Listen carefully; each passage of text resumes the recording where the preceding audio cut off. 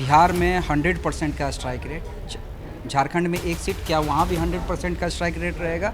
या लगता है कि जिस तरह से, क्योंकि तेजस्वी यादव कह रहे हैं कि अरे बीजेपी वाला हमारा मुकाबला नहीं कर पाया तो एलजेपी वाला करेगा। अपनी उपस्थिति दर्ज करा करके गठबंधन को कैसे वैल्यू एडिशन, कैसे मजबूती दे सकते हैं, उस पर भी हम लोग साथ में काम कर रहे हैं। राजद वहाँ पीछे दरवाजे से कई बार इन्होंने बिहार में तो कोशिश की ही, चोर दरवाजे से अभी भी कोशिश कर रहे हैं कि चतरा में जितने भी नेतागण हैं, बड़े नेता हैं, ये बाकी कार्यकर्ता हैं, सब लोग अपनी पूरी ताकत झोंक देंगे। और भारतीय जनता पार्टी का सदस्य बनने के लिए 8800002024 पर मिस्ड कॉल करें। निवेदक भारतीय जनता पार्टी बिहार। नमस्कार, देशवा न्यूज़ देख रहे हैं आप। देखिए, अभी हमारे साथ चिराग पासवान के जीजा और जमुई से सांसद अरुण भारती हैं। सीधे इनसे बात करते हैं।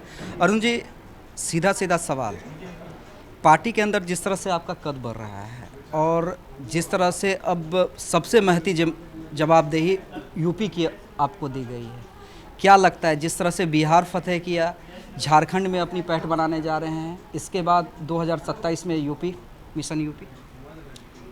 देखिए, मैं आपको सबसे पहले बताऊं कि हमारे अभिभावक, हमारे नेता पद्म भूषण स्वर्गीय श्री रामविलास पासवान जी ने जो बिहार के बाहर झारखंड में और उत्तर प्रदेश में जिस तरह से उन्होंने मेहनत किया था, दलित सेना के माध्यम से और लोक जनशक्ति पार्टी के माध्यम से जो उन्होंने कार्यकर्ता और नेता बनाए थे, उन्हीं सपनों को, उन्हीं उद्देश्यों को आगे लेकर के चलने का काम कर रहे हैं।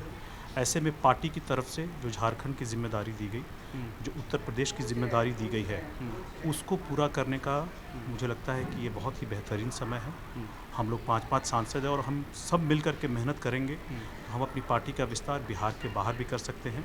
झारखंड में हमें थोड़ी सफलता मिली है और चूँकि उत्तर प्रदेश के चुनावों में अभी थोड़ा वक्त है, लगभग 2 साल से ज़्यादा का समय है हमारे पास, तो हम लोग वहाँ मेहनत करेंगे तो मुझे पूर्ण उम्मीद है कि सफलता हमें वहाँ भी मिलेगी। नहीं, मार्जिन बड़ा होगा, मतलब जो दायरा है झारखंड में, देखिए कम समय था, चूँकि आप एनडीए के घटक दल हैं तो जाहिर सी बात है ना, आपको नाराज़ करने की परिस्थिति में बीजेपी अभी है, और एक वोट बैंक का भी असर है, जो चिराग पासवान का बढ़ता कद है उसे भी डैमेज नहीं करना चाहती होगी बीजेपी, लेकिन फिर भी वोट बैंक की नहीं है। हाँ। बात है कि आप बिहार के बाहर भी गठबंधन को कितनी मजबूती दे सकते हैं। हाँ।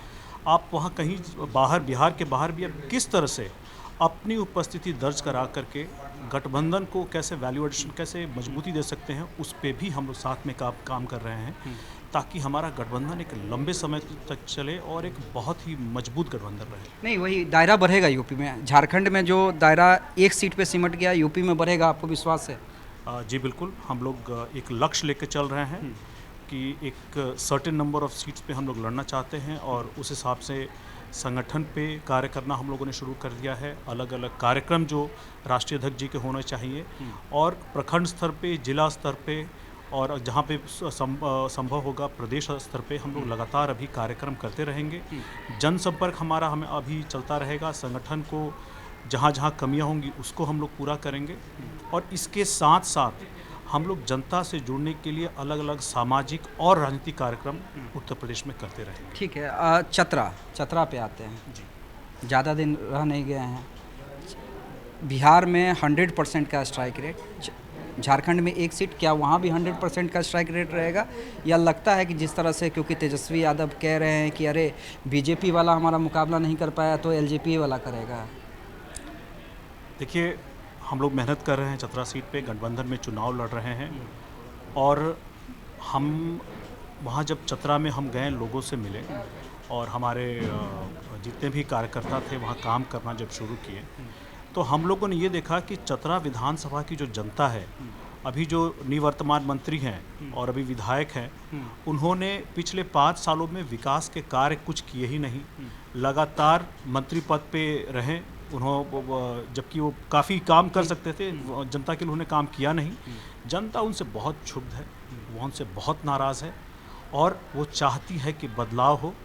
एक समाज से जुड़ा हुआ नेता, एक ज़मीन से जुड़ा हुआ नेता आए और उनके साथ जो रहता है, उनके बीच में रहता है, आए उनके लिए काम करे और काम करके जो चतरा विधानसभा की जनता जो विकास से मरहूम रह गई थी, वो दोबारा वहाँ हो। अभी भी राजद वहाँ पीछे दरवाजे से कई बार इन्होंने बिहार में तो कोशिश की ही, चोर दरवाजे से अभी भी कोशिश कर रहे हैं कि चतरा में हम अपनी घुसपैठ करें, लेकिन अभी जब नामांकन का की आपने अगर सभा देखी होगी, एक तेजस्वी जी की और एक हमारे राष्ट्रीय अध्यक्ष जी की, तो वहाँ से जनता का क्या मूड है ये आपको भी समझ में और क्या तैयारी है चतरा फतह करने की? अभी लगातार बड़े नेताओं के कार्यक्रम होते रहेंगे। हमारे अलग अलग नेतागण और हमारे जो कार्यकर्ता हैं उनकी अलग अलग टीम बनाई गई है और जो लगातार जनसंपर्क में है, जनता से जुड़ रहे हैं। राष्ट्रीय अध्यक्ष जी के और पार्टी के कार्यक्रमों के बारे में बता रहे हैं कि, और ये भी बता रहे हैं कि जनार्दन पासवान जी जीत के आते हैं तो कैसे जनता के बीच में विकास के कार्य करेंगे, कैसे अधूरे कार्य को वो आगे बढ़ाएंगे, पूरा करेंगे। और मुझे पूर्ण यकीन है कि अगर एनडीए की सरकार वहाँ बनेगी तो चतरा विधानसभा की जनता को एक विधायक ही नहीं, एक मंत्री भी मिलने चलिए जा अब रहा है। थोड़ा बिहार पे भी आते हैं। 4 सीटों का उपचुनाव, आप लोगों ने पार्टी के नेताओं को लगा दिया है, सूची जारी की है। बड़े नेता यानी चिराग पासवान हों, आप हों या आपके पार्टी के सांसद हों, क्या जाएंगे चुनाव प्रचार करने के लिए?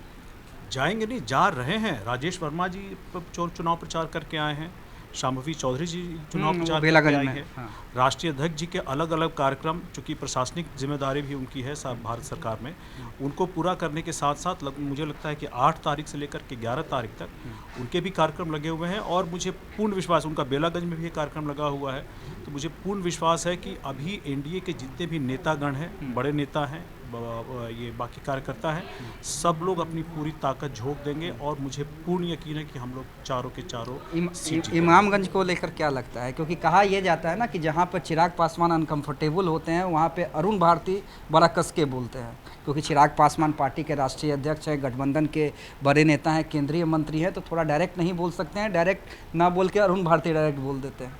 नहीं, देखिए ऐसी बात नहीं है। अलग अलग मुद्दों पे गठबंधन में रहते हुए भी अलग अलग दलों की अपने अलग अलग राय हैं, अलग अलग विचार हैं।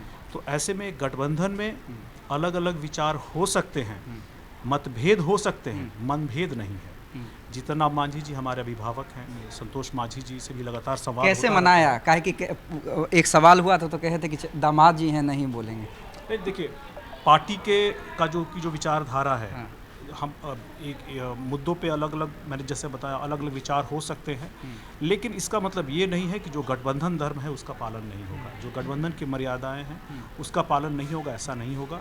इसीलिए हम लोग लगातार संवाद में हैं, हम लोग लगातार, हमारे कार्यकर्ता और नेतागण वहाँ बने हुए हैं और आने वाले समय में अभी और बड़े नेताओं का भी, वहाँ गठबंधन के बड़े नेताओं का वहाँ कार्यक्रम होगा और हम लोग चारों की चारों सीट जीतेंगे। एक आखिरी सवाल, प्रशांत किशोर की एंट्री लगता है कुछ फ़र्क डाल पाएगी?